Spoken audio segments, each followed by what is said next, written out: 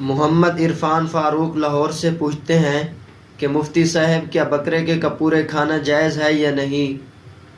اور بعض لوگ یہ کہتے ہیں کہ ان کا کھانا مکروہ ہے، پھر وہ ان کو استعمال کر رہے ہوتے ہیں، تو اگر یہ مکروہ ہوں تو کیا پھر ان کو استعمال کر سکتے ہیں شریعت کی روح سے یا نہیں؟ رہنمائی فرما دیں، جزاک اللہ خیرا۔ تو اس کا جواب یہ ہے کہ بکرے کے کپورے کھانا جائز نہیں ہے۔ شرعی نصوص میں حیوان کے جن 7 اعضاء کے کھانے سے منع کیا گیا ہے ان میں کپورے بھی شامل ہیں۔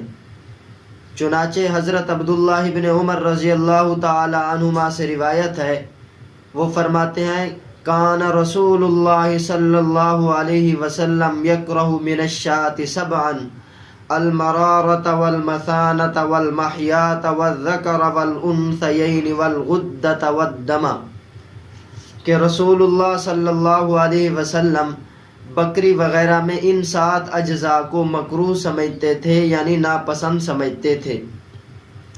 نمبر 1 پتا، یعنی کڑوے ہرے رنگ والے پانی کی تھیلی۔ نمبر 2 مثانہ، یعنی پیشاب کی تھیلی۔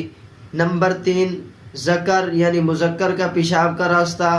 نمبر 4 محیات، یعنی مادہ کی پیشاب گاہ۔